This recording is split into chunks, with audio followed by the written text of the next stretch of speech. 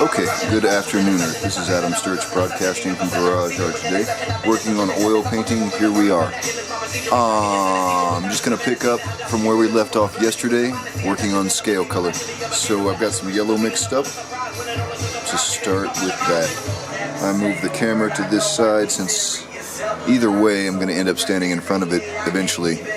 So might as well switch sides for the final effect of the final product or final process video, as it's, be more fun if it bounces from side to side. So here we go.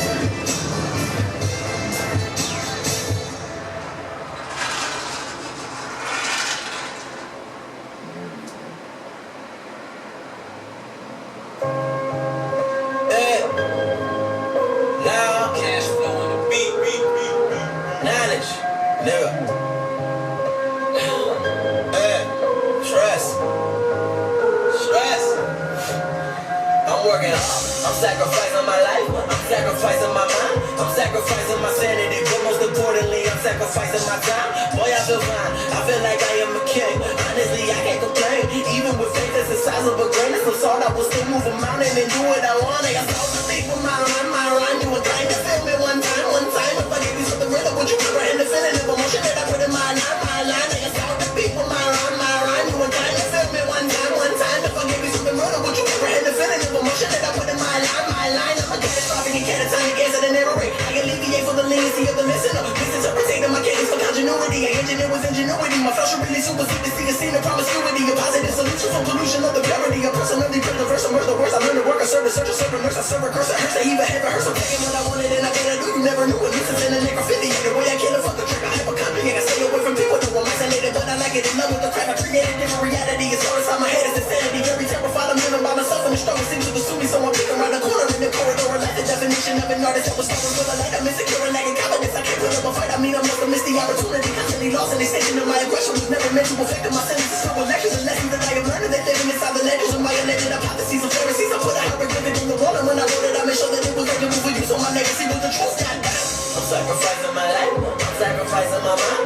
I'm sacrificing my sanity, but most importantly, I'm sacrificing my time. Boy, I feel fine, I feel like I am a king. Honestly, I can't complain. Even with faith that's the size of a grain of salt, I can still move a mountain and do what I want. I can start to speak with my rhyme. You were trying to feel me one time. If I gave you something real, would you comprehend the feeling of emotion that I put in my line? I can start to speak with my rhyme. You were trying to feel me one time. If I gave you something real, would you comprehend the feeling of emotion that I put in my line? I wanna do it like I trust, and I just wanna do it like I trust, and I feel like I can't take no more. I'm incapable of feeling it enough. I've been living at the bottom, and I do not give a fuck. I wanna do it like I trust, and I just wanna do it like I trust, and I feel like I can't take no more. I'm incapable of feeling it enough. I've been living at the bottom, and I do not give a fuck. I wanna do it like I trust. Get the page with the passion, and I'm obsessing the present, pressure, the present. I'm pessimistic, but very connected to positivity. Incidentally immaculate, maximizing my efforts. My focus with no procrastination. Amazing, I'm lacing soliloquies with the formula. Finally feeling better, not feeding you negativity. Detrimental assumption, I summon some of the power. Essential is serendipity. Pay attention when listening to something I'm envisioning is beautiful and most importantly, I'm powerfully giving you knowledge. The polished poem, the power is possible. Fight a fortune, unfortunate with the words, and I'm working to know it better than tell the tale of a true one. They fell in love with the music. I'm visually aggressive to make sure I get my point across. I hope I didn't waste all of my time inside of fantasy. Consider me a loser, my reality's delusional. I'm sacrificing my life, I'm sacrificing my mind, I'm sacrificing my sanity, but most importantly, I'm sacrificing my time. Boy, I feel fine, I feel like I am a king. Honestly, I can't complain. Even with faith, it's the size of a grain of salt. I can still move a mountain and do what I want. I can start to beat with my rhyme. You were trying to feel me one time. If I gave you something real, would you comprehend the feeling of emotion that I put in my line? I can start to beat with my rhyme. You were trying to feel me one time. If I gave you something real, would you comprehend the feeling of emotion that I put in my line? I wanna do it like I trust, and I just wanna do it like I trust, and I feel like I can't take no more. I'm incapable of feeling it in love. I've been living at the bottom, and I do not give a fuck. I wanna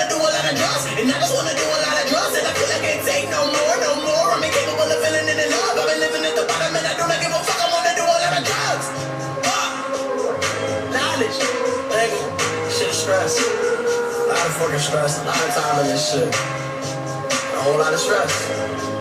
That's it. God bless. Bitch.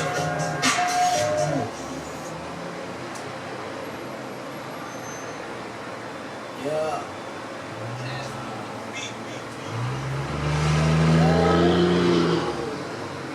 Yeah. Yeah. It's all that. Tryna tell them niggas that the flow was automatic. Then I heard the boy once, and they said they gotta have it, make a motherfucker famous. On the niggas in the attic, cause the flow was automatic. Said it's automatic. Tryna tell them niggas that the flow was automatic. Heard the boy once, and they said they gotta have it, make a motherfucker famous. On the niggas in the attic, cause the flow was automatic. I'm the realest, understand that there. I'm the realest, understand that yes. And the flow was automatic on my pain, understand that there. On my pain, understand that yes. And the flow was automatic, I'ma kill it, understand that there. I'ma kill it, understand that yes. And the flow was automatic, they can feel it, understand that there. They can feel it, understand that there, that there. I'm messing with a track in the way that you never seen it. What I mean is that the kid is really tough. Show enough. If I get up on the beat and I can leave it, then every for no reason, motherfucker, man up. Nigga, what? The flow is getting sporadic, eradicated, rappers, simple motherfucker, speak about nonsense. I gotta make it intentional, feeling, revealing the way I'm living. There's nothing more than a fucking contradiction. I admit it, but it was never a given. The nigga would be existing. And what I get is the vision and playing and your discretion and promise you'll pay attention. I had the best of intentions, eliminated this session, depending upon my pages of parliament. Show I'm taking in politics and illusions, alluding to what I'm doing, including to what I'm proving. Your ignorance is a part of it. I hope that wasn't confusing. You enamored with this lyrical literary abuse. It's all that. Tryna tell them niggas that the flow was automatic. Then I heard the boy once, now they say they gotta have it, make a motherfucker famous. On the niggas in the attic, cause the flow was automatic. Said it's automatic. Tryna tell them niggas that the flow was automatic. Heard the boy once, now they say they gotta have it, make a motherfucker famous. On the niggas in the attic, cause the flow was automatic. I'm the realest, understand that there. I'm the realest, understand that yes. And the flow was automatic on my pain, understand that there. On my pain, understand that yes. And the flow was automatic, I'ma kill it, understand that there. I'ma kill it, understand that yes. And the flow was automatic, they can feel it, understand that there. They can feel it, understand that there, that there. Depend upon the page, and I promise you'll feel the pain in the picture, a nigga painting the portrait that was containing emotions I've been explaining. I wasn't much of my confidence, never present. My promise, excuse me, other guns and niggas steady representing. That's a question that I really wanna ask. So, how was success ever equated with a cash flow? But I would never conversate with any of these assholes that only wanna talk about the money, the bitches, the business, the bitch, and the pack of narcotics up in the area codes. And then give a disclaimer like I had to fucking do it. I got people that I feed, so tell me what you would do if you was in my situation, running out of patience, debating on how the fuck you didn't pay the rent. I can never judge a person for what they currently do. I don't know what that motherfucker has really been through. God damn.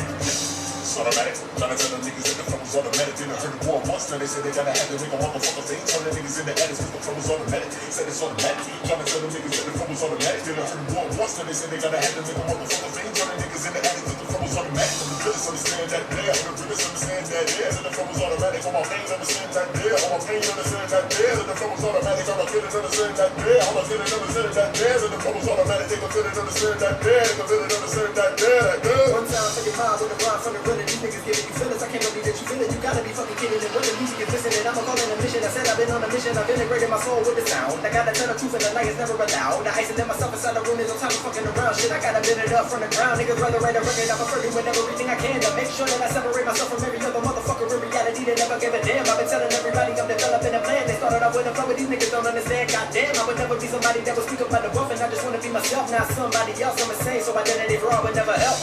It's automatic. Tryna tell them niggas that the flow was automatic. Then I heard the boy once, now they say they gotta have it, make a motherfucker famous. All the niggas in the attic, cause the flow was automatic. Said it's automatic.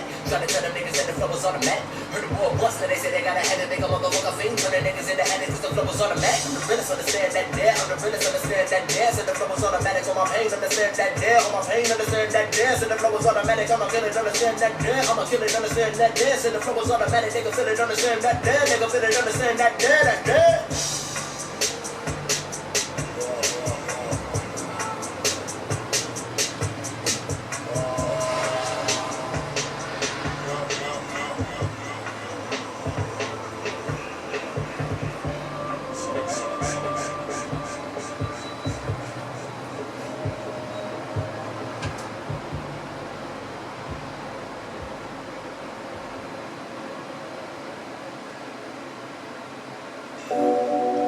Yeah.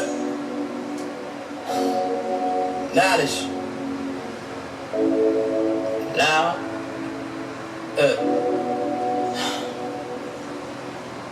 Came with a couple of questions.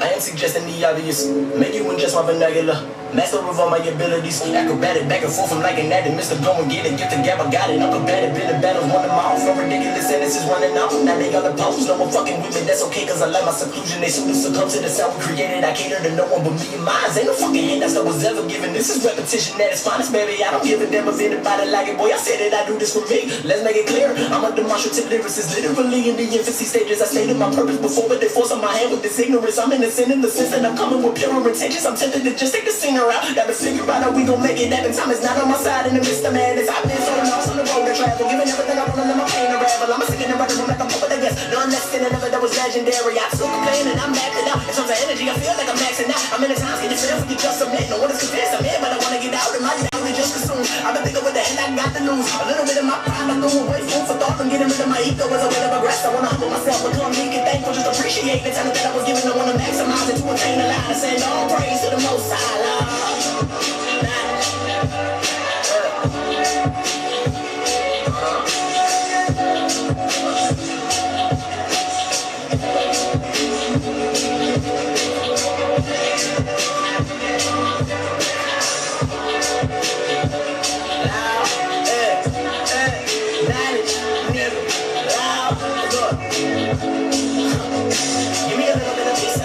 She's on the purpose and I'm just a bastard. The way I mix it with the words, I make a massacre. You hear the pain in my mind spectacular, but then you pass it up and then move on. My shit look over like it's not a threat. It takes a lot of time, I wanna get you convinced, but when I hit you with the shit, I miss a opinion switch. I better get the recognition that I really deserve. This status of her, the one that I really defer, and I patiently propose, I proceed, but don't patronize me. And I just unleash my words of wisdom when the verse is finished. They forever change with my tone and temperament. I channel my rap from the Old Testament. I lost it all like King Solomon, but I be getting it back. I tell the people it's television everywhere they am, but nobody believes. I'm trying to keep it all together when the mic is sick. My mic check sound nice, 1, 2. I got it been right from the beginning. That's one of that hits. I give a simple example of where the music is headed. I make a minute to rewind it. I'm on my territory. I'ma tell it like it is, but from my perspective, I can't fabricate. I'ma put my truth on the page. I could care less if it's accepted. You done seen my growth from inception. Search for perfection. I pray that we try, but the problem for me is I just want my happiness. Hope that it happens we got it, but I can't imagine that I'ma do this shit forever.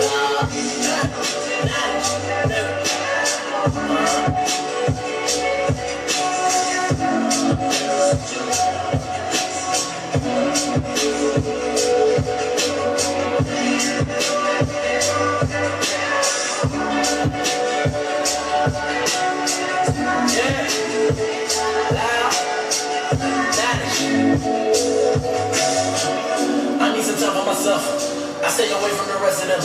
I just don't trust anybody.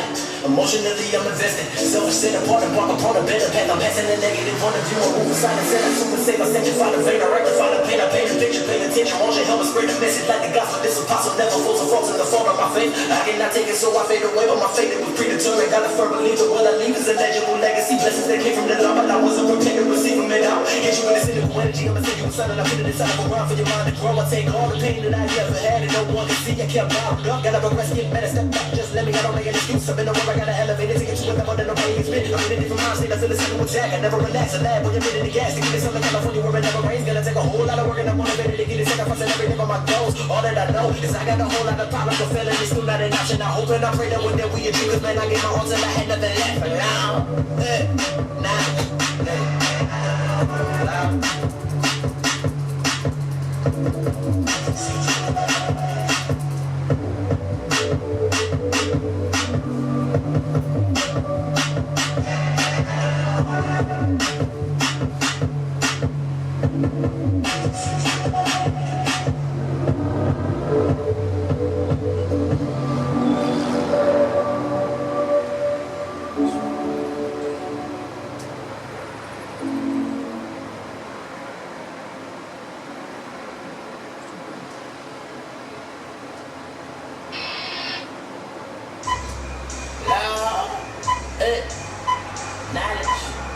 January 12th. Loud. Look. Consider me one of the best. You can attest. My lyrics are hung. Your prodigal sons. Blessing you prominence never puns. I promise I punish my when I'm punching pigeons with tens. You can pretend never assuming that you wrong me at all. A post-apocalyptic policy. Pentecostal apologies. Apostles prophesied from the power that I proceeded with. Provided with the proper propaganda. Reduce. I propose a toast for proper thought to make a lethal injection. My flow concise. Control the like a serious section. Very selective when deciding when to make a decision. I said my mind is in annuity. Stories like Mephistopheles. My legend shall ascend to the level of Greek mythology. And everything is factual, pathological fantasies. I've never been allowed as I lie upon Zeus's loud. And you follow this young Apollo that plays with a golden lyric. I fear that I shall adhere to these allegations. Complicit, inconsistent, my statistics, cinematics, and atrocities. Simplistically consistent of sorrows and many sins of similes and homonyms with Homeric hymns for your friends. And you fit it like sharp syringes. This soft assistance was soothing. and sterilizes the negative. Cerebral as a sedative. It's time I act the mind. It's time I find that I'm a genius. So Jesse is this legendary eloquent speaker. Cunning and coming for the knowledge that you claim to be carrying. Suffocating in the exit on my 4-horse chariot. Elephant with generosity. All you rebels I heard me. So nothing got to commerce. But tell me what your show worth. I converse in a concert. Never concerned with your content. And a convent. And it makes sense. Like I'm all in. Not complex. Like I've been invested in a sick of it. And I can see it's something that the people need to write another rhyme. It's like the business thinking I am at the beacon with the heavy preacher and the piss. I miss it. So I'm pessimist.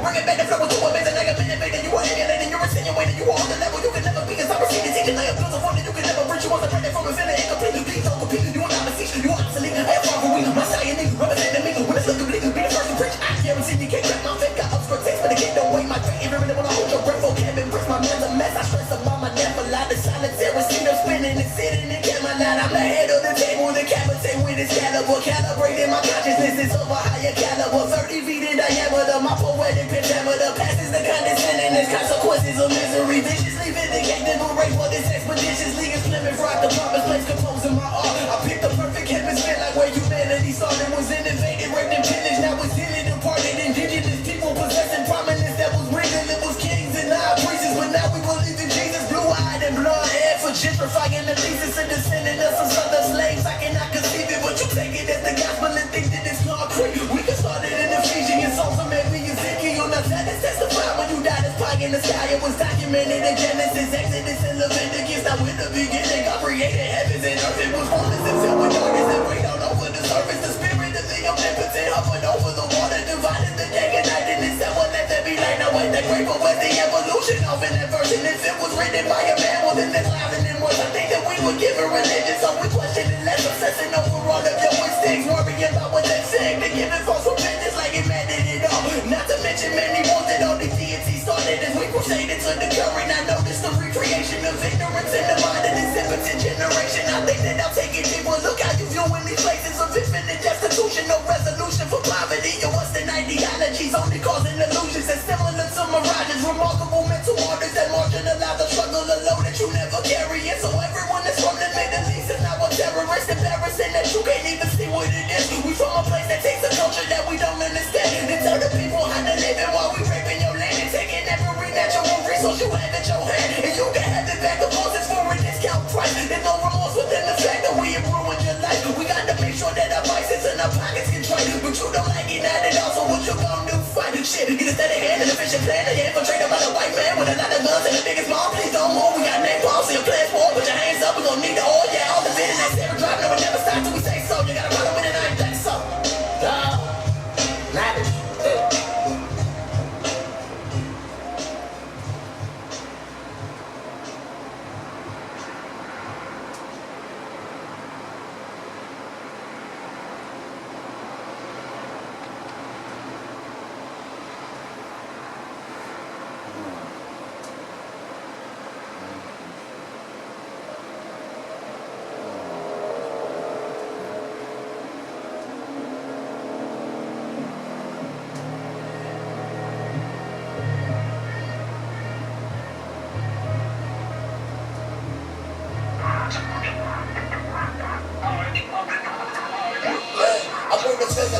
To resurrect the renaissance, we still on the attack. These energies, they intertwine, so what can you attract? The center of the universe, that's where my vision at. Can you picture that? I need a bright light, shining on a nigga, make sure that I look right.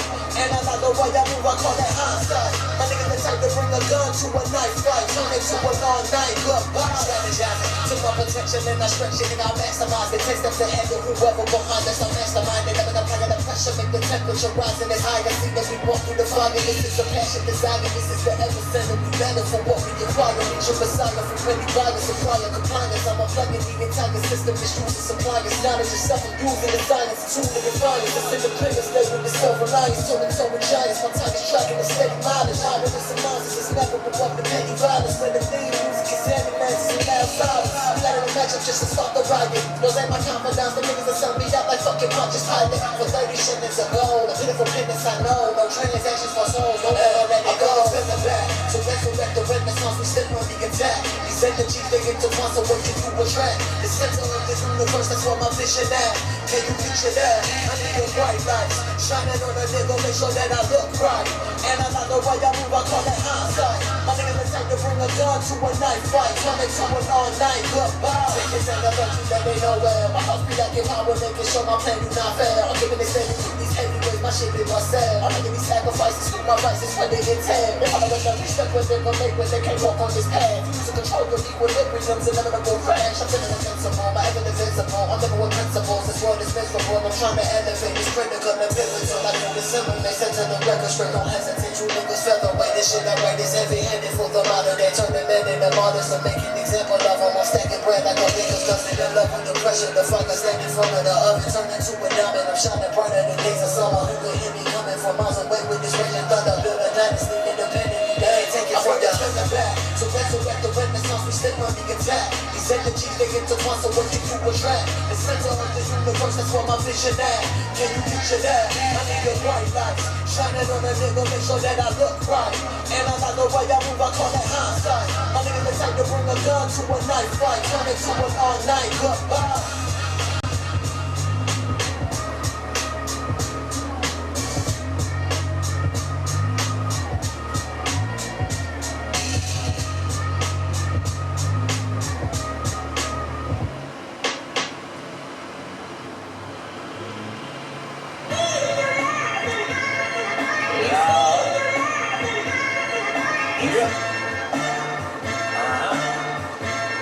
Slash made the beat.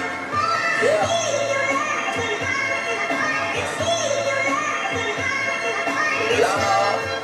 Yeah. Alright.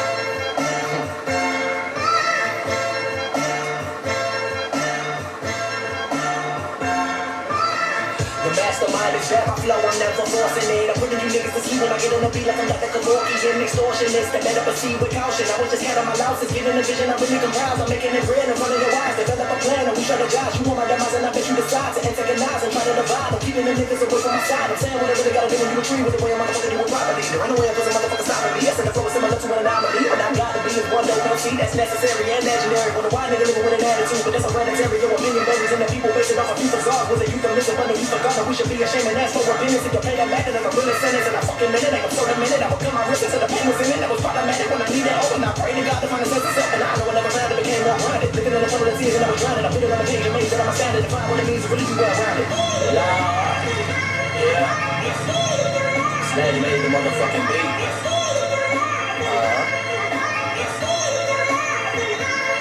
That's it.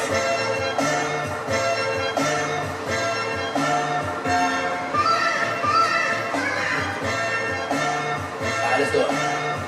Yeah. I keep it honest in my rhymes. That's all that I can do is I provide the truth. But what's the use? It's hopeless for the youth. We live in a world where nobody cares. And I realize that nobody is there. I'm in the air. I'm making it clear. I'm working to overcome all of my fears. I'm passing any motherfucking bags. Boy, you wanna rap with the past? I give you his passion. I preach to the masses. Truth never matching. But everything a nigga ever did was a classic. A drastic change that I can make it top fashion. Myself in the decision where the people came passing. With all of the pain, this motherfucker was nice and I still wanna die. What the fuck you really asking? I've been trying forever, but the shit don't work. Red sauce 15, but it still don't hurt. Goddamn, young man, what is your self-worth? Shit, I probably couldn't find it. Even if I'm nervous, I take a deep breath and step. I redress, regroup, and that's back to beat the reject. I paint a deep flag, the moment to reset. Gotta put it on the page, prepare the concept. And I wanna make sure the music is real, provided the product that people can feel. It's all independent, I don't have to deal with. I have been dependent on vices that kill. I pray that the Lord is forgiving it all. I'm doing the most, proposing the toast. I'm bringing it all till I come a toast. Lord.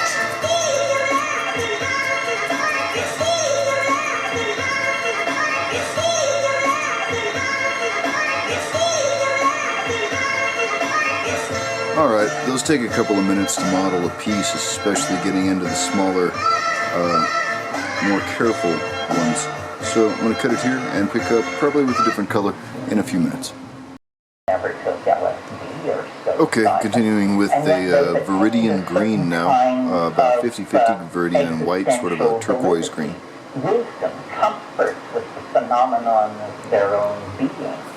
And that can be taught and handed down and talked about and inculcated and cultivated. But this psychedelic thing is something very different. I don't think anyone can lead because I don't think anyone is in a position to lead.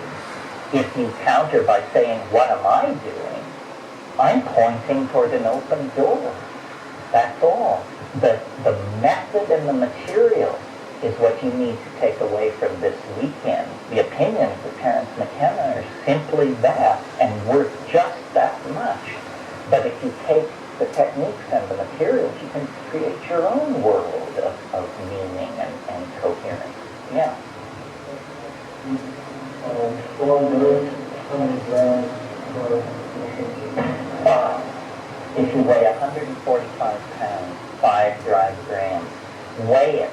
This is the other thing. People don't weigh their doses. They eyeball it. Well, the ego, in a frantic effort to save itself, has an amazing ability to overestimate the weight of mushrooms. When you actually show somebody 5 dry grams lying on a plate, they usually pale visibly at the very thought that that's what you're talking about. Yeah. One bag, 5 grams, 2 captain, doesn't matter. Captain doesn't matter. I just wanted to add that there are species that are quite as strong as Yes, good point. When I say 5 dry grams, I mean Stropharia cubensis, Psilocybe cubensis, which is the commercially cultivated one, the large, silvery, striped, golden capped mushroom. Some of the Pacific Northwestern species are twice as strong or 3 times as strong. But if you were to have just applied this literally across the board, you'd probably get further faster than if you are careful. Well, you know what they say, there are old mycologists and bold mycologists, but there are no old, bold mycologists. If you're going to do that, learn your taxonomy or join the San Francisco Mycological Society or something. Many of these things are hard to confuse with anything else, but Psilocybe semilanciata is in fact easily confused with a species of Galerina that you don't even know there's a problem until 12 hours after you've eaten them. And at that point, you're dead on arrival. There's nothing science can do for you. Your liver has just turned to mush. So what I believe people should do is cultivate mushrooms. And you want to take the alchemical path. The cultivation of mushrooms is an incredible spiritual and physical discipline. It will teach you all those good Lutheran values: cleanliness, punctuality, attention to detail, how to keep a clean workspace, for God's sake. And then you are absolutely confident, and you have also obtained karma-free mushrooms outside of the cycle of inevitable criminal syndicalism and the karma that carries with it. And I participated in it plenty myself, so I'm not knocking it, but it would be nice if people would produce their own mushrooms, because inevitably you produce more than you can use, and then, can help people out down in 5B or something. Yeah. How long does it take to grow mushrooms? Oh, start to finish, 6 to 7 weeks. It's not like growing any plant you've ever grown. Mushrooms are not a plant. It requires, the sophistication normally reserved for an 8th grade science project. You have to be able to cook petri dishes and this sort of thing. And then, fresh. If you will dehydrate the mushrooms, you'll discover they're 90% water. So 5 dry grams becomes 50 wet grams. And again, this is a plateful. So figure 10 times more than if it's dried, or if you're a little conservative, 8 times more than if it's dried. Yeah. Is there any benefit you can recommend on that whole current war? Well, 2 books I would recommend. The book I wrote with my brother called Psilocybin Magic Mushroom Grower's Guide is still in print from Quick Press. They have an 800 number here in the city. Quick Trade. I'm sorry, not Quick Press. quick trade. And then Paul's famous book, The Mushroom Cultivator's Encyclopedia, is a very good book. If you are serious about this, try and find someone who's done it and get them to teach you, because it's very easy to do, but doing it without being shown by someone is a little like trying to assemble a complex toy on Christmas Eve. You know, slap F into slot P, that kind of thing. It's much easier to just be taught by someone. Yeah. I had a dream that I slept in the early part of the evening to wake up at midnight to then do lunch at 1. It's like I had a dream about that. I wondered about doing it and things that I could do. I always do it at night. And the reason is a practical one, and that is, and this gets into another realm, but I'm a hallucination shopper. I really like hallucination. To me, the hallucination is the proof that I am connected to the other. And so,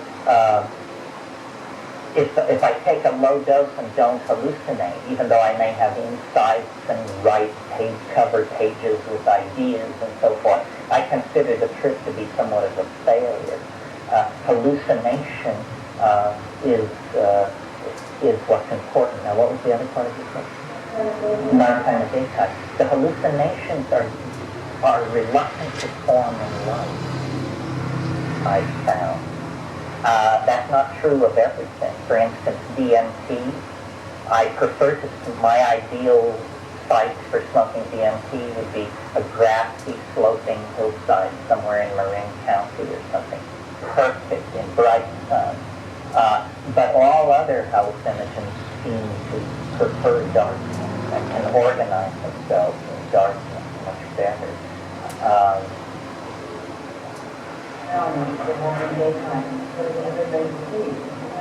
It's quieter, although boy, there are some weird sounds in the middle of the night. It sounds like the entire house has been surrounded by a motorized platoon or something. Yeah. I think when you think about this, where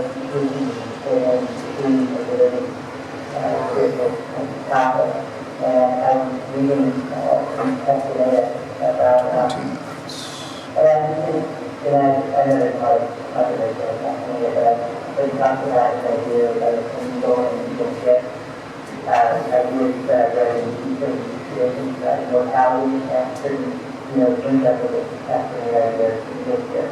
And there's certain groups and these people to a certain way that they can be so that they can, and then it's another thing with some of the stuff that sure that you use sensitive body. Considering zooming out of that head, we have blocked out variations of this screen, but I might do that later when it's something beside life is kind of nice to have so tapering out of the various colors. And I was using it as just expanding and connecting up your mind with other people's mind or their mind or guiding consciousness, but also in relation to being more out there, kind of like a religious mentality. Well, I think the sincerest form of religious worship is an act of understanding, that the universe wants to be understood by its creation. There's a need for dialogue. So when you take psychedelics, the way I think of it is once you get past the personal stuff, then the model for the psychedelic voyager that I use is the fisherman for ideas. Ideas are the proof of the pudding. And so you put your little boat out on the sea of mind and let down your net. And what you're hoping for is that minnows don't swim through the net. Minnows are ideas that have a certain striking peculiarity but are utterly, ultimately unsatisfying. An example would be to spend much time meditating on why your little finger just fits your nostril. It's an interesting insight, but you can't build on that much, I think.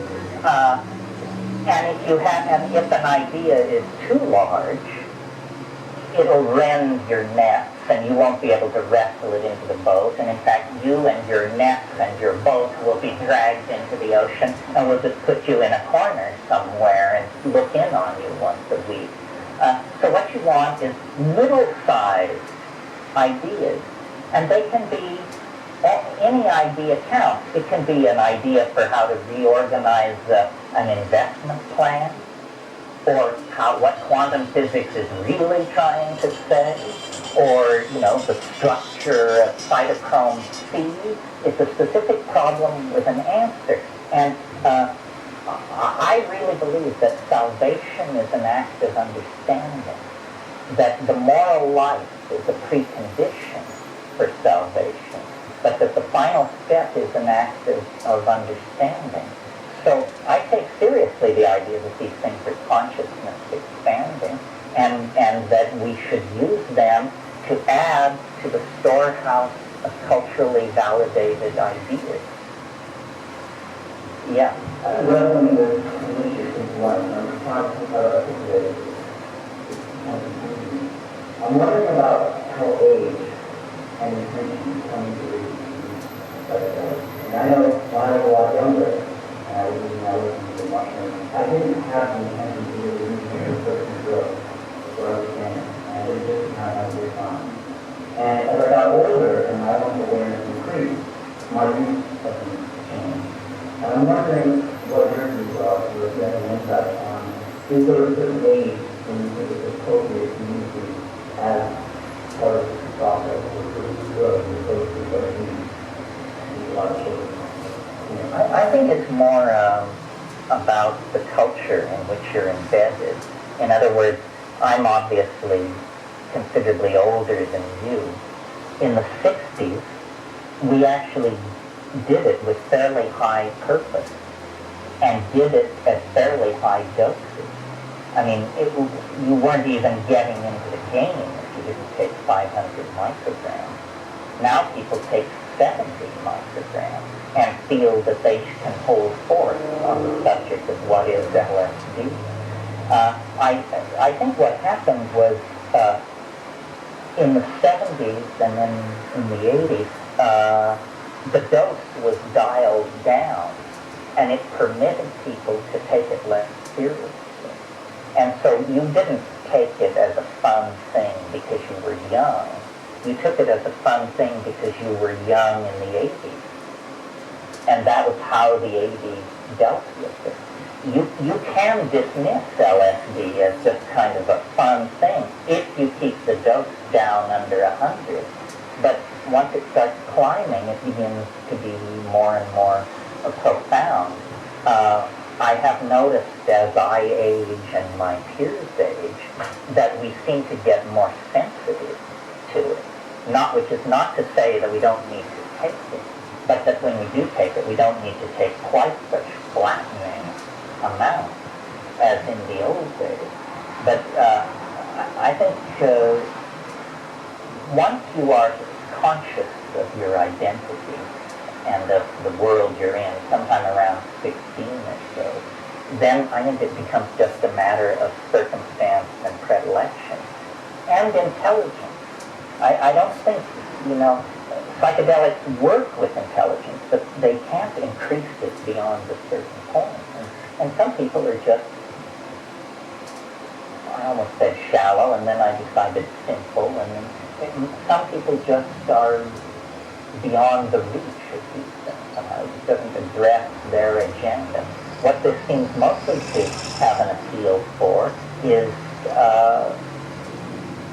slightly culturally alienated members of a ruling elite. Where are the black people who should be in this thing? Where are the Latino people who should be in it? These things are inevitably incredibly white and male.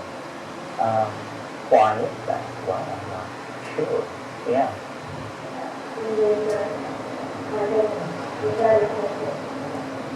That's a good one. What I would say is just make sure you are really in nature.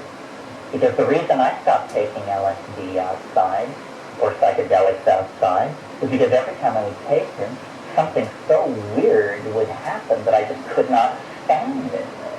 Usually having to do with another person, usually a stranger. I mean, you can go up to the top of Mount Whitney, look around, make sure nobody is there, drop, and within 15 minutes, the ranger wants to see the camping permit, the army is doing helicopter maneuvers, 30 Cub Scouts show up.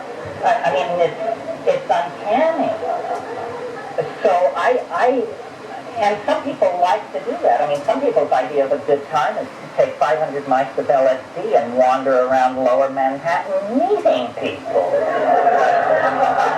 Listen.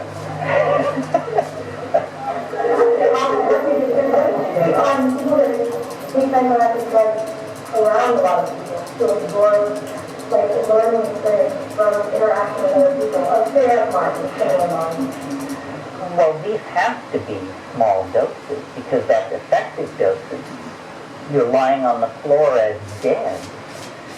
So, yeah, I mean, and you learn what you can handle. You know, I mean, some people can take vast amounts of LSD and it would never enter your mind that they're loaded at all. And other people, you look over at them and they're bursting into laughter and can't behave themselves. All right, that gets some green threaded through. That applied pretty nicely. It's a good white viridian mix. I think next I go with a light blue-gray, or I don't know. I'm gonna think about it for a minute. So they are the fractal adumbrations of the personality. I decided to go with blue-gray. Here we go. They are the fractal adumbrations of personality. That's one possibility. The other possibility, soul. Like I said, an ecology of souls. That is the conservative explanation. Why is it the conservative explanation? Well, because we are here, and so if we think of them as human beings of some sort, they just happen to be dead human beings. Nevertheless, we see that there are human beings, so perhaps there is a residuum that survives death, and that is what these things are. Other possibilities must range more further afield.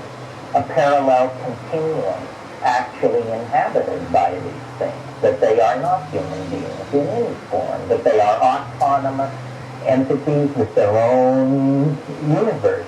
That's one possibility. Another possibility is that these are the long-sought extraterrestrials, that they don't come in beryllium ships the size of Manhattan to take control of our gross industrial output. But that's a crazy way of thinking about extraterrestrials. That they come through a technology of mind. That they come by collapsing space across megaparsecs and appearing in the mind as a hallucinogenic experience. But then, of course, the question is why? And why this sense of familiarity? And why this deep affection and concern for suffering humanity? I don't have answers, but I know that these questions need to be answered. The domain is real. Yeah, we'll do a question and then it's break time. I just wonder if there's really that much of a difference between the presenting these alternative clarity and completely different. But the idea of a counter entities living in some hyperdimensional space, and the idea of our separate personalities, which maybe other beings, maybe kind of more traditional existence of this very far away. Are they related all that separate? It seems to me that if the mind actually makes its home, at least in large part of hyperspace, in the everyday world of the mind, that's what our thoughts live. And if you think drugs can transport to a place where we see that in another filter, in this hyperspace, where the other minds live, presumably, And you don't see that much of a difference between those three alternatives you actually propose. It may be the ego, which we talked about earlier, that is causing again, living at this point. And then all of a sudden, it's very easy, like I say, we extend our definition of mind to be really sensitive, then perhaps we want to see them as fascinating, but they're not so mysterious, right? Like the domain that's where they should be.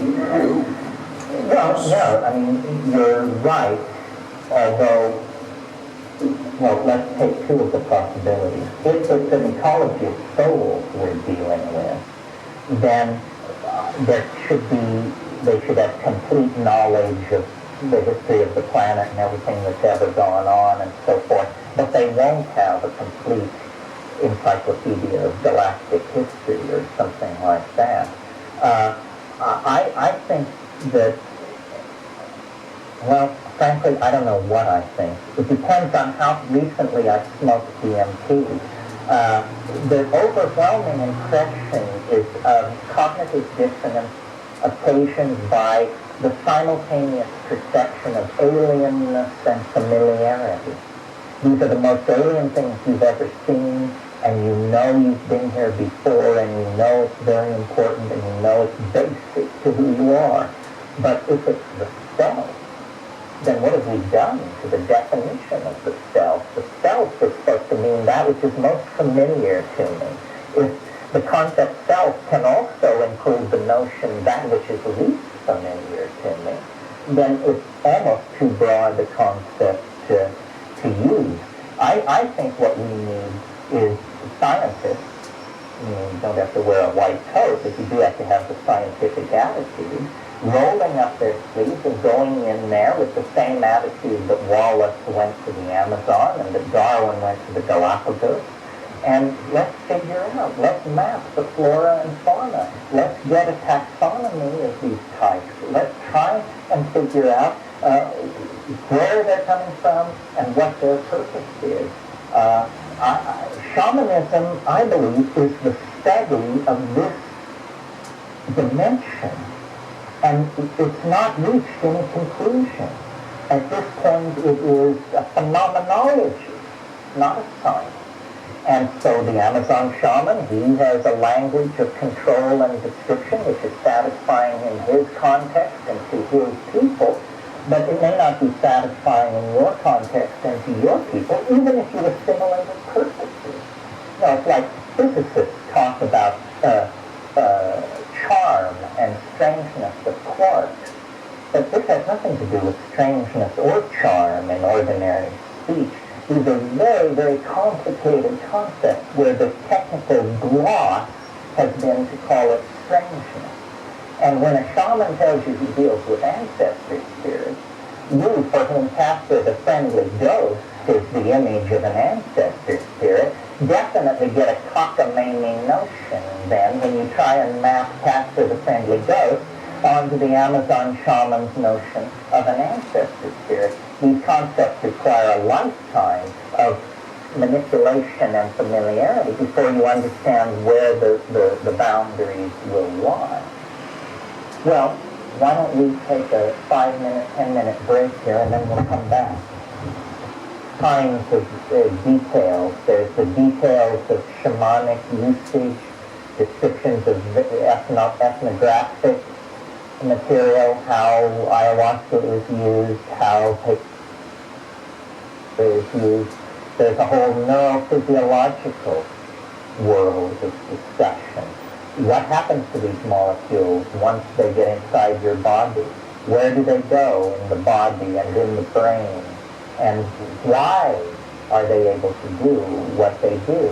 What molecular species are they competitive with? So forth and so on. Issues of botany, taxonomy, biogeography, so forth and so on. So I want you to direct it where you want it to go. In some of these areas I'm more competent than in others.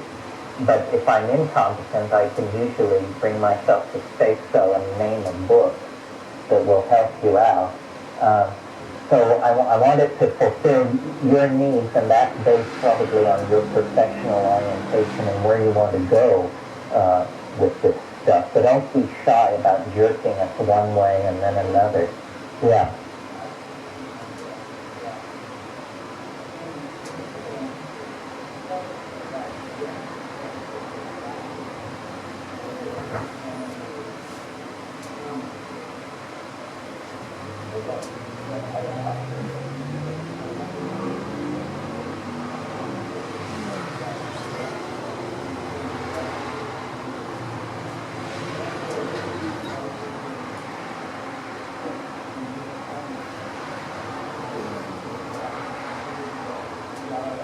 Your thought?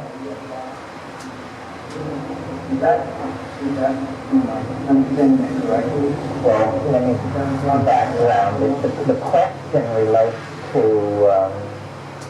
an incident told about in both my book with Dennis, Invisible Landscape, and in True Hallucination. Very creatively agitated under the influence of mushrooms, announced that he could do something, which is very hard to describe what it was. It was sort of like turn himself inside out, trigger the end of the world, open a doorway into hyperspace, something like that. Anyway, some highly touted, dramatic thing.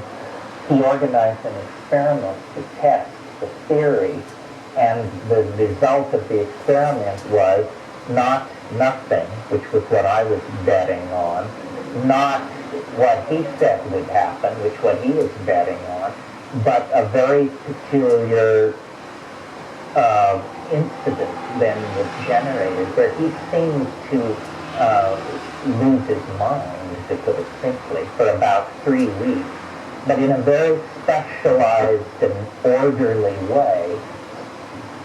And I seemed to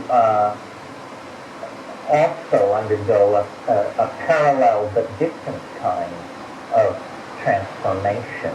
And the theory that was being manipulated was a theory that involved using vocally produced tones to acoustically cancel metabolizing psychedelic molecules in the body so that they would bond as dimers into DNA. In other words, so that they would interpolate into DNA.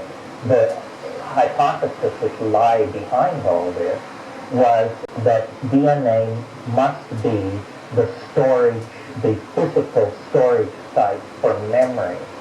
This is not a popular idea. This is a sneered at idea. But memory is a great problem for modern science. We've decoded DNA, we've got the top quark, we've measured the core temperature of Betelgeuse. We have no idea how memory works. It's absolutely confounding because a woman, a man of 90 years old can remember the way their great-grandmother's skirts smelled when they used to crawl up into her lap when they were 4 years old. It was 86 years ago. During that time, every molecule in the body has been cycled out every 5 to 7 years. So it's 10 bodies away is the body that crawled up into that woman's lap and could smell the starch in her skirt, and yet the memory is completely clear. Where are the memories? And as you know,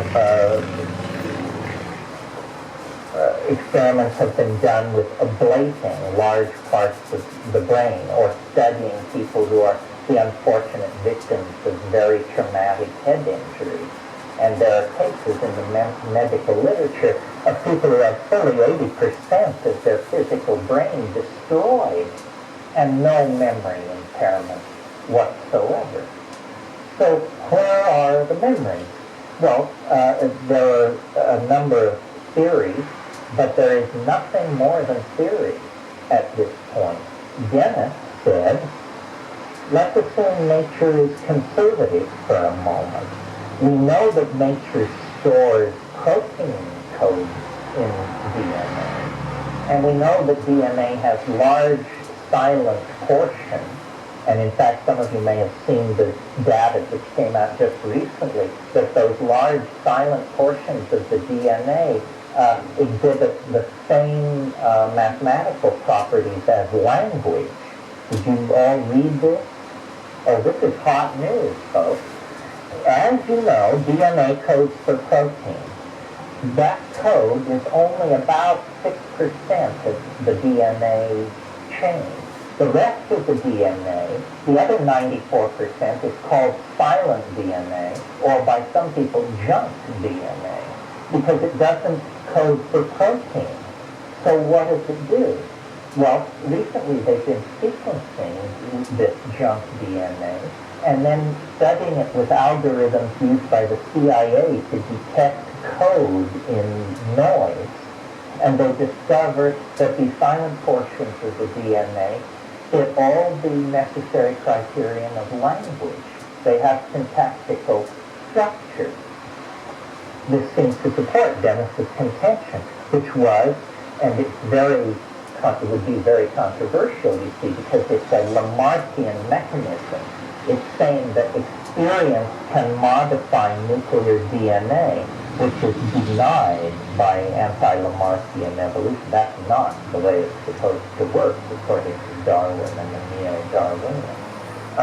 Nevertheless, if we don't believe that the only part of the body which is not traded out many times over the course of a long lifetime, the only part of the body which you are born with and die with is neural DNA. Neural DNA, what you're born with, you keep. Therefore, it's reasonable, following good scientific methods, to hypothesize that the neural DNA must be where the memories are. Well, then Dennis's idea was that ordinary experience had to do with serotonin dropping into a relationship of bonding with DNA and giving off a signal, like a radio transmitter, of the structural hyperfine ESR of the DNA, and that then constitutes the electrobiochemical foundation of the experience of thought. And so what he was saying was then what these psychedelics are is they're like different kinds of transmitters, stronger, or transmitting in different wavelengths, or transmitting with a higher bandwidth. And it is known, in fact, that these psychedelic molecules do compete with serotonin. They are serotonergic competitors. So visualize the DNA in the course of metabolism unfolding and folding itself to expose various runs of nucleotides to ribosomal coding into RNA. And in this molecular environment, these drug molecules are whirling around, and by Brownian motion or by enzymatic delivery, the details don't matter, these molecules interpolate, meaning they split neatly between the nucleotides. Many drugs do this. This is known. But most drugs or compounds, when they interpolate into DNA, they distort the twisting of it, and it's dysfunctional. It messes up. The thing can't transcript anymore. These drug molecules, if you look at them, they're usually a pentexyl five-sided central group with two benzene rings, or a benzene ring and a partial benzene ring hanging off of this thing. And they're flat, they're planar.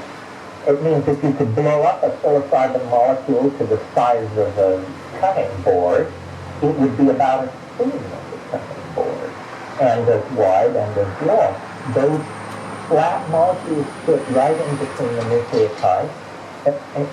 And when this happens, the electron spin resonance signal is amplified, just as though a more efficient transceiver had been dropped into place. And you can measure the hyperfine ESR signature of DNA in an in vitro laboratory situation. This is not mysterious.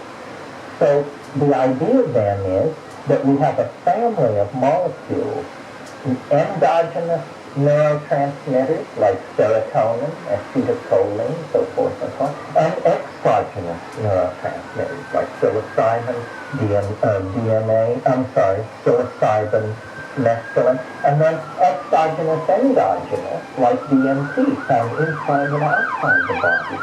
And it may be that what the evolution of consciousness is the slow fading in of low-gain molecular transceivers like serotonin for much more broadband high-gain molecular transceivers like DMT. So Dennis's idea was to take all this theory that I just laid out and then use acoustically produced local sound to cancel the charge of these molecules. And as you probably know, or maybe you don't know, when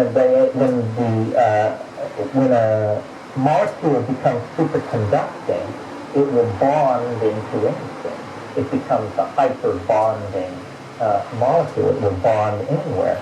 So theoretically, if you could cause psychedelic molecules during their act of being intercalated into your genetic material to become superconducting, even for a moment, they would lock in permanently. And you would begin to have a much deeper experience of consciousness. It would be much broader, much deeper. All right, that gets that blue-gray threaded throughout pretty nicely. And this is where I'm not So I'm going to keep pushing up the dragon's scales towards the head, kind of leapfrogging every layer of colors, and then go back and go, like that. So anyway, I got to do a memory card transfer, and then I'll get back to this probably with some deep purple or deep red, something like that. So we'll be back shortly. Gut-wrenching song from All right, Kimia on Dawson, to a slightly who I think a deeper lot of purple. people There we know go. because of the movie Juno, even though she's had a prolific career and has jumped genres, and she's probably most famous for the band Moldy Peaches, and you're a part-time lover and a full-time. That's how most people know about Kimia Dawson. But her song was, sorry for singing, I'm terrible singer. This is not karaoke night, and I promise you there will be no more singing for me the rest of the evening. But Kimia Dawson did this.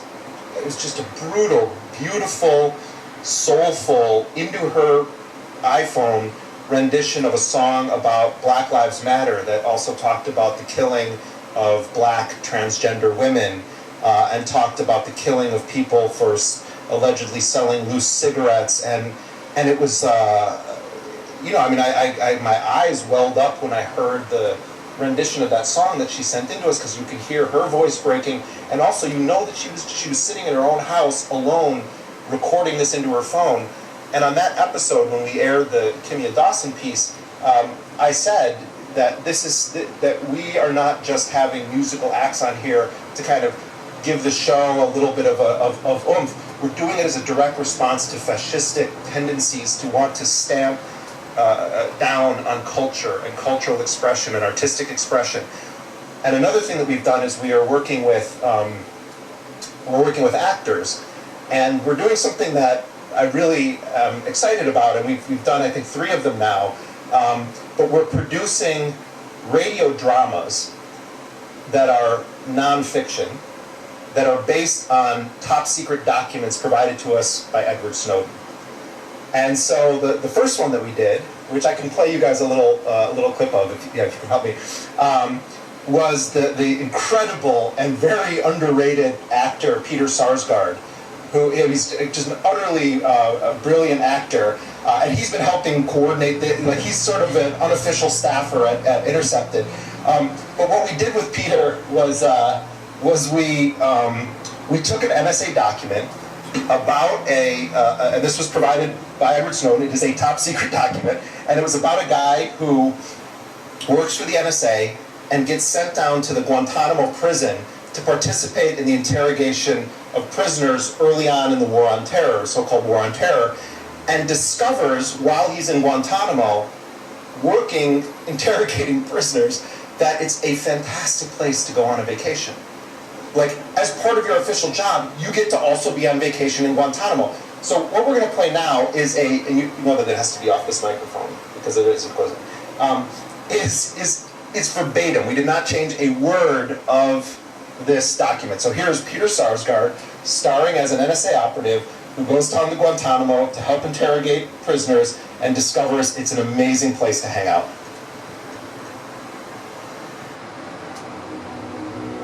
The interrogation focus at Guantanamo is strategic.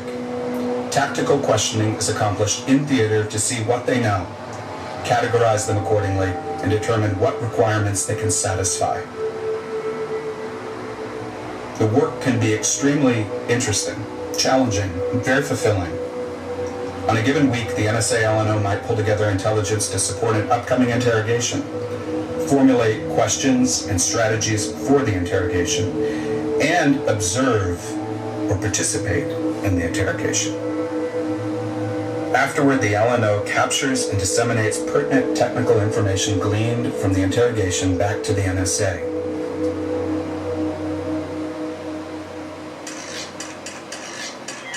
Outside work, fun awaits, opportunities abound. Water sports are outstanding. Boating, paddling, fishing, water skiing and boarding, sailing, swimming, snorkeling, and scuba. No experience, no problem. Learn how to operate a boat in a weekend. Become a certified open water scuba diver within weeks. If you've already mastered these skills, or once you do, the MWR Marina rents boats from pontoon party boats to Carolina skiffs, to ski boats, to kayaks. Recently, they've added sailboat rentals too. The local dive shop has all the gear and tips to ensure a perfect outing.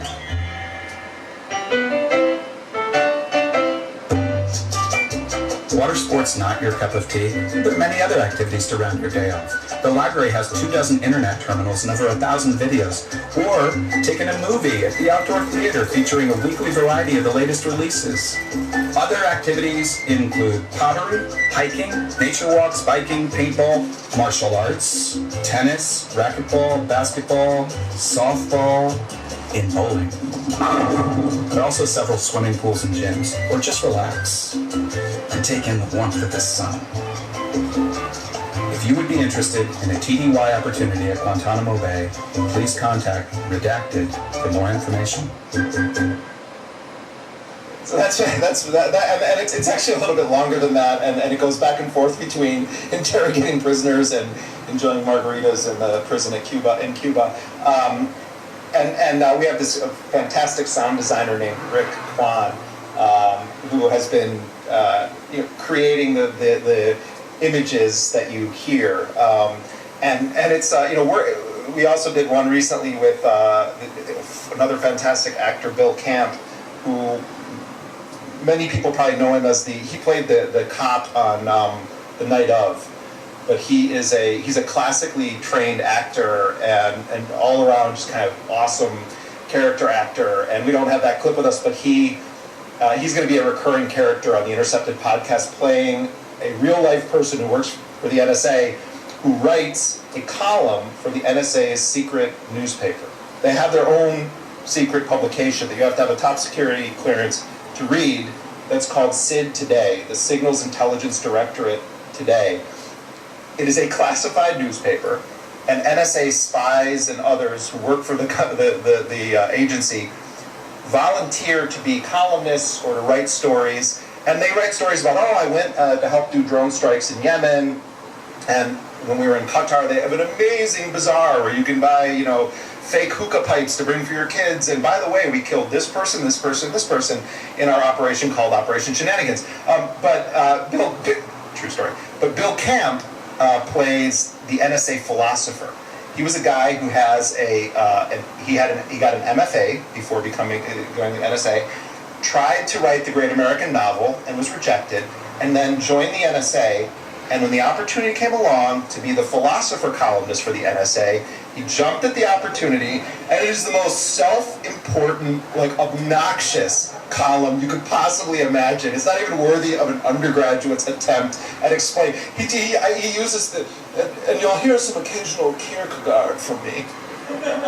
Who are you? Anyway, sorry if there's Kierkegaard fans here, but you guys should check that one out. It was I think it was last week's episode or the week before.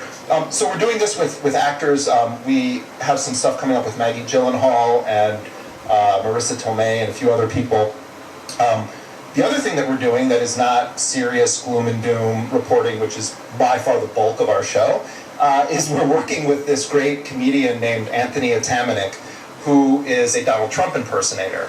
And he is a very good audio Donald Trump impersonator. So what I've been doing is rewriting iconic films to put Trump into the films as a character. So the first one that we played around with was from the film Apocalypse Now.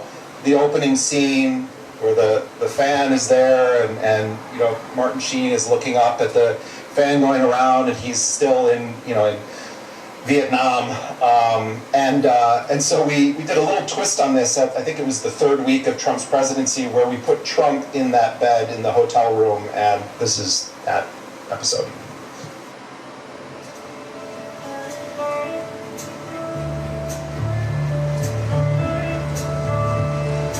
This is the end. Beautiful friend.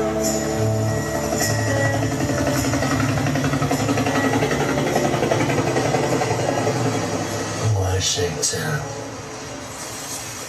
Shit. I'm still only in Washington.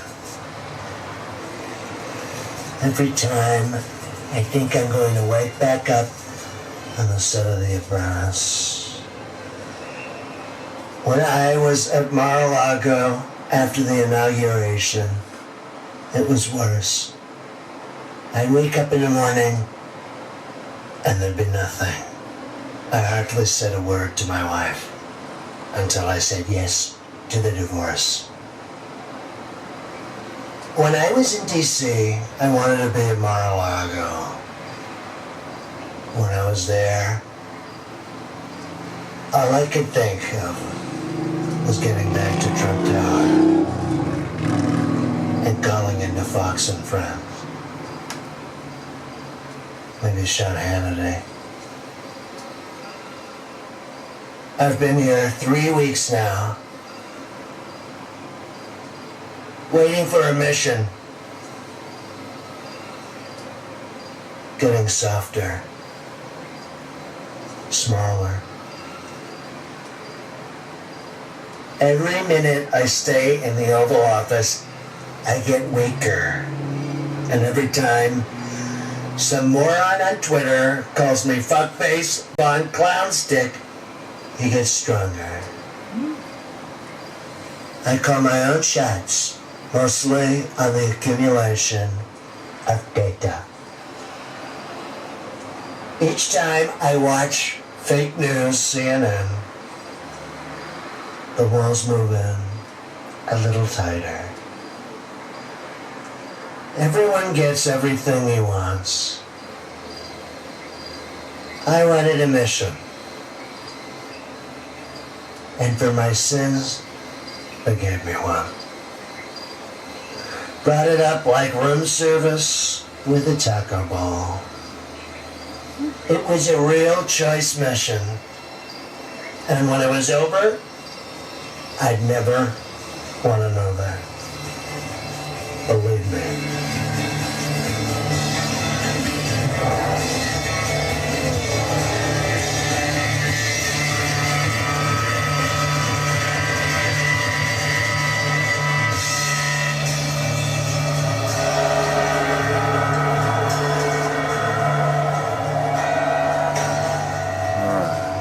This is Intercepted.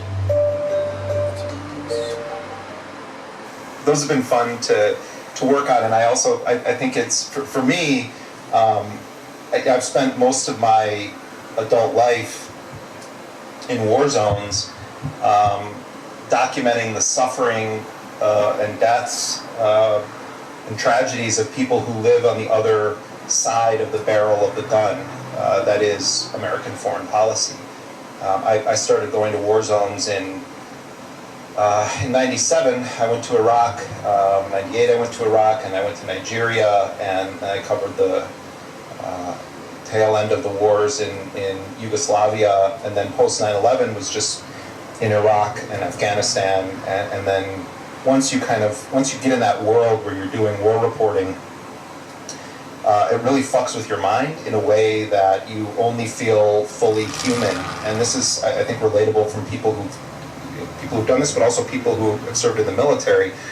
You only feel like you're alive when you're in danger, and it messes with every aspect of your life. And for me, the part of I started off wanting to be, first I wanted to be a middle school teacher, which probably would have been far more dangerous than going to war zones. And then I was living and working at a homeless shelter in DC, and I was listening to a lot of radio, and I was cleaning toilets and taking people to doctor's appointments. I had dropped out of college. I had never taken a journalism course in my life. It's funny because I was briefly enrolled at the University of Wisconsin. I'm from Wisconsin.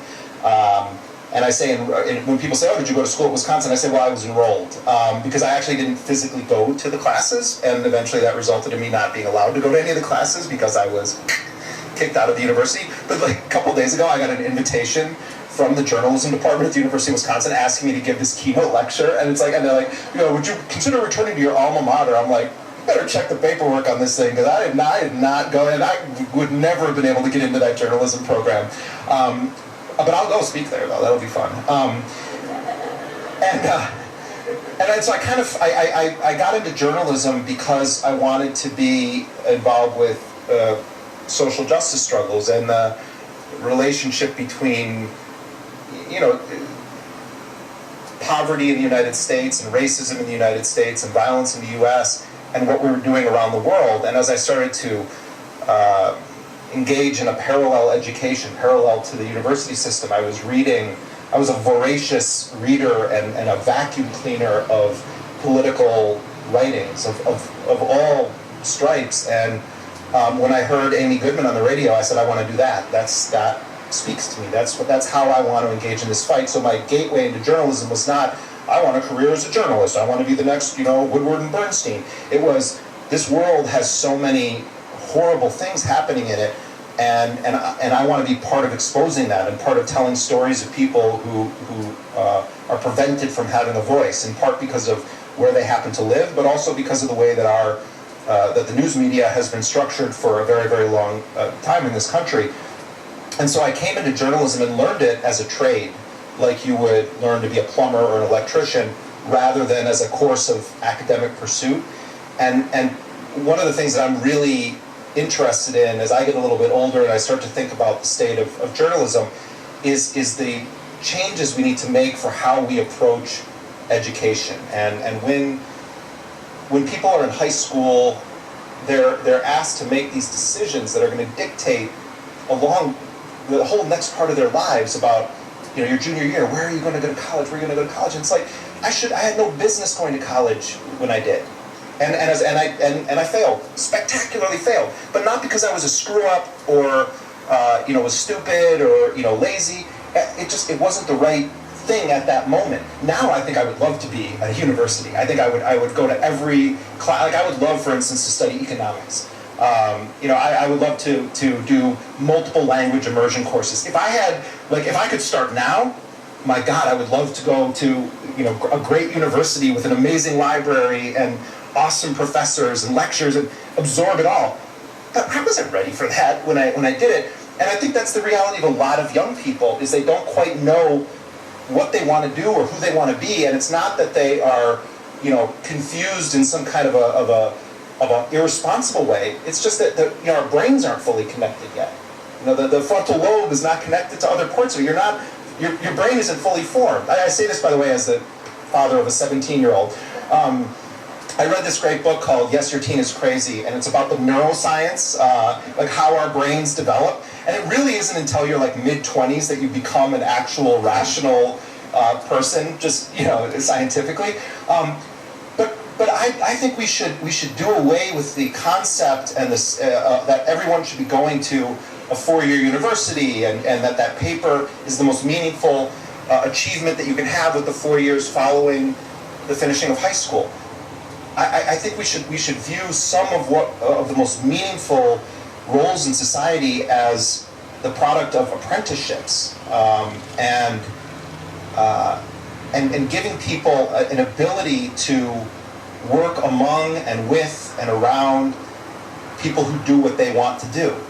I've been kind of unofficially studying both plumbing and electrical work because I had like a disaster happen in my house. So for the past 2 years, I've chosen to work with the guys who are fixing this problem in our building, and I'm learning the trade of being an electrician, and I've learned an enormous amount about plumbing to the point where I don't call a plumber anymore, and I know how to rewire things.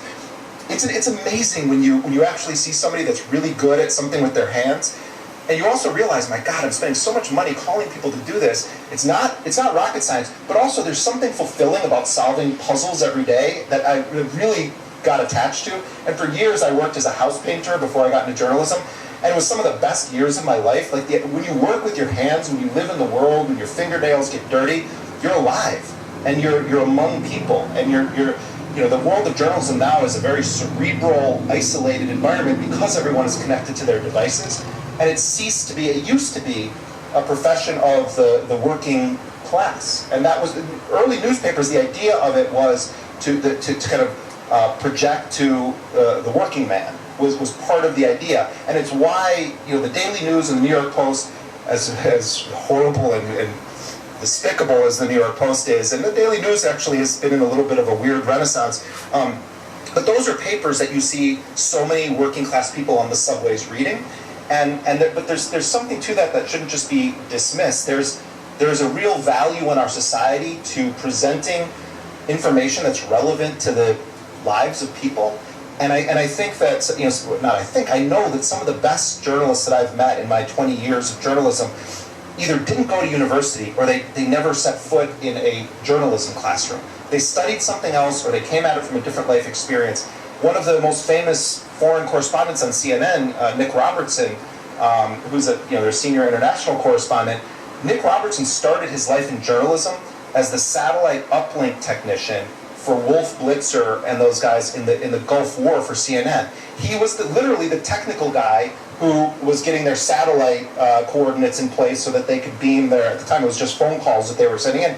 He wasn't a journalist, he was a technician, and by being in the war zones, one day he's asked by CNN Master Control, none of the correspondents are available, can you do a quick report for us? Well, I had never thought of that, it's sort of his perspective, and he does it, and it turns out that he was good at it. How did he learn all of that? He learned it by being around journalists who were doing war reporting. And in a way, that's how I learned journalism, by first just absorbing radio, and then by begging Amy Goodman to let me do anything needed for her. And that began with, she's not the kind of person who tells people to go get her coffee, but it began with going through, this was the days before the internet was the internet, hundreds of newspapers and clipping out every article about Iraq from like months back. And Amy had like stacks of newspapers and stacks of reel-to-reel tapes. Then it became cutting tape. And then once I got proficient at that, people started asking me to cut their pieces. And for me, all of the experience was, I wasn't thinking of it as this is a career. I was thinking of it as this is who I am as a person. And I always say to people who want to be journalists that it's, if you're in a journalism program and it's working for you, that's great. I'm not telling people to drop out of school. I'm not telling people not to pursue college. But just because you're not that person doesn't mean that you're not a journalist in your heart. The most important thing is that that flame of journalism is burning in your heart. If you want to be a journalist, you have to do some introspection and say, do I want this as a career or a job, or do I believe that this is who I am? Am I someone that wants to go to where the silence is, and give voice to people who have been stripped of their voice? Do I want to hold those in power accountable? Do I want to help provide my fellow humans with information that they can use to make informed decisions about what to do or not do in life, about what to support or not support in life, about what to be a part of. And on another level, I also think that the whole notion that's taught in traditional, conventional journalism programs of that journalists are supposed to be objective is total rank bullshit. No one in the world is objective. In fact, there is no such thing as an objectivity. And the way that objectivity has been defined for the duration of the media culture as it has existed in the United States has been Caesar always has to have his word. That the state always has to be able to say what it has to say and be taken seriously, even if we know it's bullshit. And what's incredible right now is it's the first administration in history where you have large news organizations that are actively saying this is a lie. People were saying it at the very end of Nixon, but this guy's only 60 days into his presidency. Many numerous editions. What I did is I got out the old editions. Alright, continuing with Deep Crimson. In London, I got them retrieved from the reserve stockroom. They wheeled on a dust-covered trolley of dust-covered volumes, and I was able to look at the constants over the years. When I did that, I found to my astonishment that the speed of light had dropped between 1928 and 1945 by 20 kilometers per second. It's defined to so and so many kilometers per second, and then 3 or 4 decimal places. So to drop by 20 kilometers per second, this is huge, a huge change.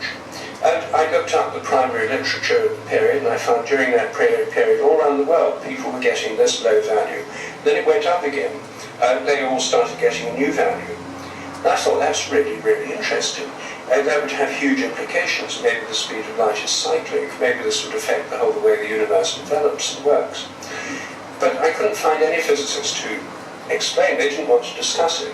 Most of them didn't know about it because they just look at the latest value and assume that's true, or as true as it could be. So I went to see the head of metrology, the science of measuring constants, at the National Physical Laboratory in Teddington. I asked him if I could visit him to discuss changes in the constants, and he was kind enough to see me, and he was very friendly. And I said to him, look, I've found that the speed of light seems to have dropped by 20 kilometers per second all over the world during this period, and I'd like to ask you about it. And he said, oh dear. He said, you've discovered the most embarrassing incident in the history of our science. And I said, well, don't you think it's rather exciting? I mean, what if the speed of light really changed in that period? Oh, he said, it couldn't have really changed. And I said, well, why not? He said, because it's a constant. So I said, well, then how do you explain it? People all over the world getting this value that was much lower than the values before and afterwards. I said, I can't think of it. If it's not a real change, what could it be? It must be some kind of collective delusion. And I said, this must have been brought about by people correcting their results and fudging their results until they got what they thought everyone else was getting all around the world. And he said, well, we don't like to use the word fudge. So I said, well, what do you prefer? He said, we prefer the phrase intellectual phase locking. So I said, you mean to say that all around the world people were correcting their values to this wildly different value just because other people were coming up with values that were all in the very same bracket, and then the fashion changed and they intellectually phase locked into a different value. I said, how do we know that's not going on today? He said, oh, we can be very sure of that. And I said, why? He said, well, we fixed the speed of light by definition in 1972. He said, it can never happen again. So I said, well, what if it really did change? I mean, he said, oh, we'd never know it. And I said, why not? He said, we defined the meter in terms of the speed of light. He said, that had changed too. He said, the whole thing's completely watertight now. So I thought that's impressive. They've managed to fix that problem. Then I said, well, what about the gravitational constant, the universal gravitational constant? He said, oh, well, that's a bit trickier. He said, that has been varying rather a lot. And in fact, even in the last 10 years, it's varied by more than 9.3%. That's a lot if something's defined in many places in decimals. In fact, recent variations have been about 100, 200 times more than the supposed error limits, that, the plus or minus, the error thing that they give, the standard deviation. huge changes in the gravitational constant in different labs around the world.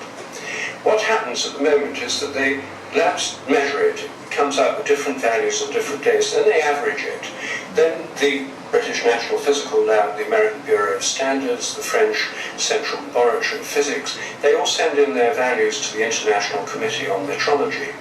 And they then average the ones from different labs and come up with the latest best value of the gravitational constant.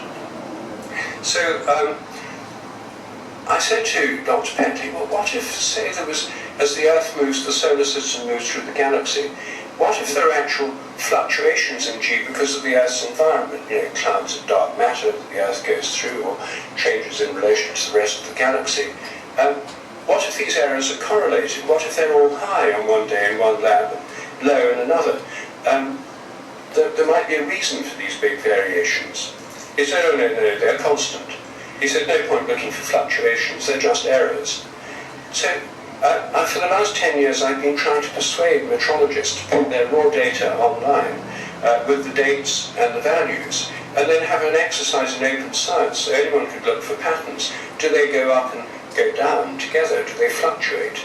There's already some evidence they fluctuate on a daily and annual basis, but they may fluctuate on another basis as well that no one's yet discovered. If we looked at their data, we'd find out something new, something really interesting that would make the universe seem much more alive instead of just having these fixed, flat values of the constants. But the metrologists will not look at the data because they know it's a constant. Yeah, if you look at those black and whites, it all got these 1824s in it as well. An example where dogma is seriously impeding scientific research. This research would cost almost nothing.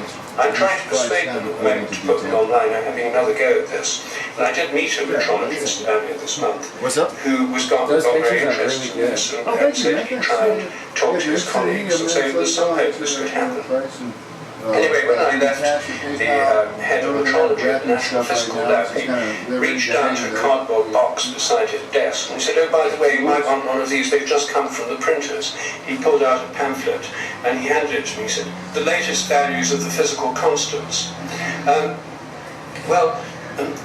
think it's quite feasible that the constants fluctuate. They may fluctuate within narrow limits. I think the day may come when in scientific journals like Nature, a bit like newspaper stock market reports, there's, this week's value of the constants. G held firm this week, the charge on the electron was up, so there was a fall in the fine structure constant. Yes, I shall actually fluctuated. There'd be different qualities of time. Different things could happen at different times. Nature would be kind of pulsing with these different fluctuations, which wouldn't necessarily all be in phase with each other. And why not? I think that's quite likely to happen. What's stopping us finding that out at the moment is this dogmatic assumption. Now, let me turn finally to the assumption that matter is unconscious.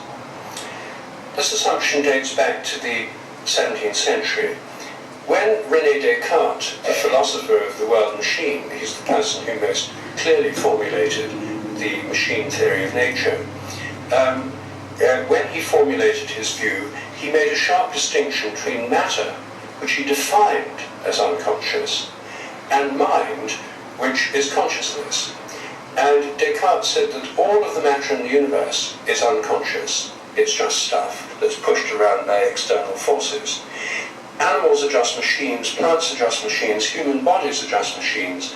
There's one exception in all of nature to everything being unconscious matter, and that's conscious human minds, which are totally different from unconscious matter. They're not in space and time and they're immaterial.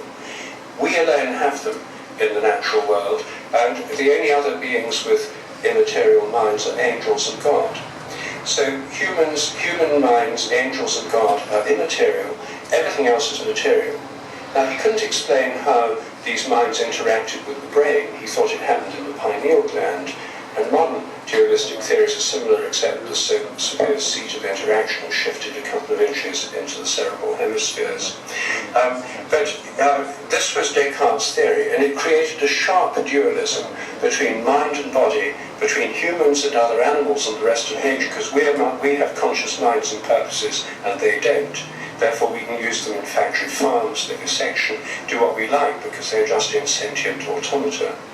And it also created a split between science and religion. Religion got human minds, angels, and God. Science got the entire physical universe. And by having this division of labour, it avoided conflicts for much of the history of science. There were these two separate compartments of activity, kept apart and out of conflict. Now, this is called Cartesian dualism, and many people have found it unsatisfactory. Most people who find it unsatisfactory think that 2 is too many. You should have ultimately just one explanatory principle. I myself am a Trinitarian. I think 2 is too few. I think we need 3 basic explanatory principles, but I won't go into my own theory this evening. I'll just deal with the history of trying to get rid of 2 and get down to 1. If you start with Cartesian dualism, you can get to one basic principle in 2 ways. Either you can say everything is mind. That's idealism, the philosophy of idealism. Consciousness is the only reality. Matter is a kind of dulled down, repetitive consciousness. Or you can go in the other direction, materialism, and say the only reality is matter. Mind has no independent existence. The only reality in the world is matter. And that materialist philosophy is what came to dominate science by the late 19th century. It started with Descartes' assumption that matter is unconscious. Then it rubbed out consciousness in human brains. Everything else in nature remained the same. So there wasn't any attempt to find out if animals are conscious or to investigate whether nature is conscious. It was assumed from the outset as a matter of definition by a French philosopher in the 17th century. And that's what lies behind modern materialism. Not experiments, not evidence, not serious discussion, simply a definition and a habit of thinking.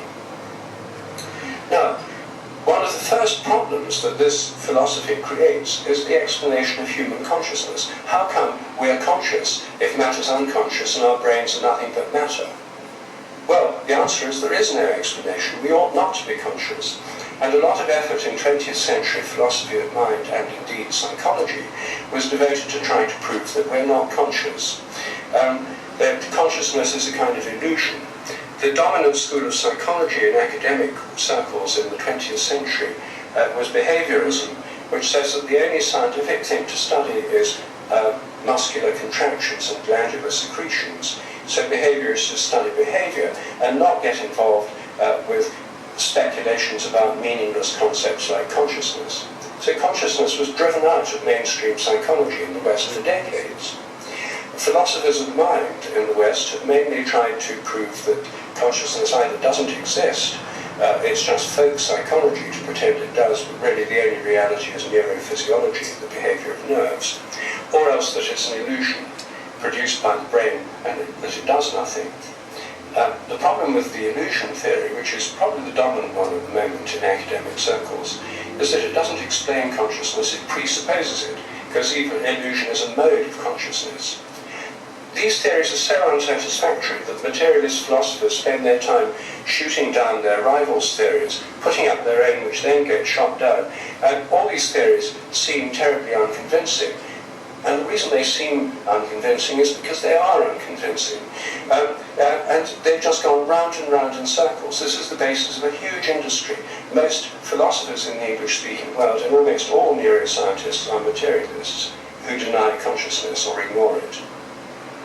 However, interestingly, a few philosophers have recently broken ranks. The British materialist philosopher Galen Strawson wrote a key paper a few years ago called "Does Materialism Imply Panpsychism?" Panpsychism is the doctrine that there's a kind of element of psyche or mind in all matter, that it's not unconscious, there's a kind of proto-mind even in electrons. And he answered that question by saying yes. He said the only way that we can explain consciousness in brains is by saying there's a capacity for mind or consciousness even in electrons and atoms and so on. Yeah, man, I'm working. More interestingly and more persuasively, one of the leading American philosophers of mind, Thomas Nagel, came out with a book 3 months ago, which I think is a very, very important milestone. It's called Mind and Cosmos. The subtitle is And I've got some large Why ones. the materialist neo-Darwinian conception of nature is almost certainly false. And Nagel stirred up a firestorm in the American philosophical world. He's being denounced by angry materialists. He himself is an atheist. It's not as if he's somebody who's coming at this because he's a kind of creationist or something. He's an atheist philosopher who, in all honesty, just simply can't get along with this any longer. He thinks it's just ridiculous to pretend consciousness doesn't exist and that it just magically springs into being in human brains. So this has triggered off a big debate. It's going on today, and materialism is weakening its hold over academic consciousness studies as we speak. But of course, panpsychism is not a new theory. In the 17th century, soon after Descartes' theory, philosophers were trying to put forward better theories to avoid this extreme dualism. One of them was Leibniz, who said that every self-organizing sealed, so you don't need to worry about smudging has anything. both a body and a mind. It's all right. They're all pretty tough. Reflects the whole universe from its own point of view. It was a universe of interconnected minds, all reflecting the universe from their own unique point of view. It's a fascinating theory. Spinoza, the Jewish philosopher in Amsterdam, in Holland, said that the whole of nature is like the body of God, and there's a mind that goes with the whole of nature, and that's the mind of God. Panpsychism's had many supporters over the years, but in my view the most important and interesting was the 20th century British philosopher Alfred North Whitehead. Whitehead was a physicist and a mathematician. He wrote Principia Mathematica with Bertrand Russell, who was his student at Cambridge. And he was one of the first philosophers to understand quantum physics when it came about in the 1920s. What he realized was that quantum physics tells us that electrons are waves, that the matter is made of waves, light's made of waves. Anything that's made of waves can't exist at an instant. A wave has to take time to wave, and it takes space to wave as well. This is the ultimate reason why in quantum theory there's the uncertainty principle. You can't localize a wave at a particular point in time and space because it's a wave, it takes time. Matter is not stuff that persists, matter is a process.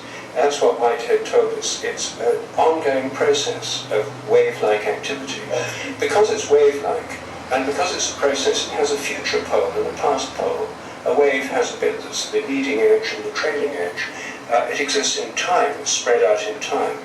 And Whitehead's fascinating take on the relation of mind and body was that the mental pole of all things, including electrons and humans, the mental pole is the future pole, the physical pole is the past.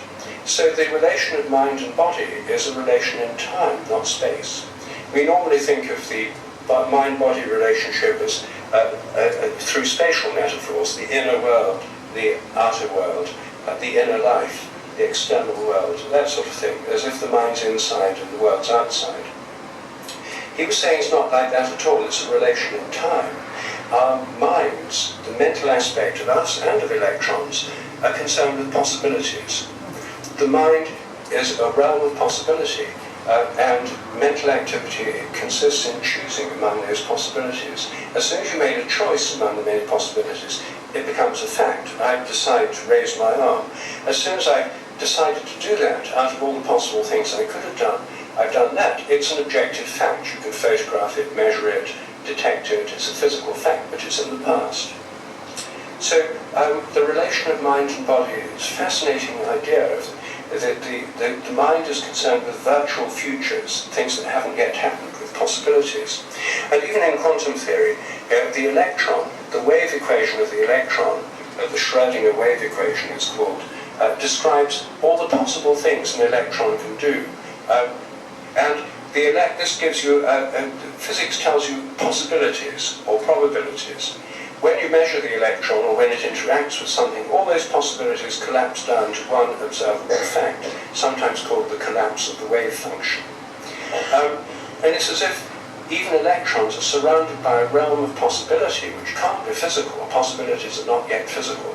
As soon as one's chosen or happens by chance over and above the others, then it becomes a physical fact. But possibilities are not physical. And the mind is in this realm of possibility. Well, I think that's a very fascinating aspect of Whitehead's philosophy. And the thing gets more fascinating if you actually think it through. Most of the discussions by Nagel and Strawson and Whitehead have been about electrons. The electrons are not very easy for us to imagine. But the same principles should apply to self-organizing physical systems that are large, as well as ones that are small. And the one that I myself like thinking about most is the sun. The sun is a self-organizing system.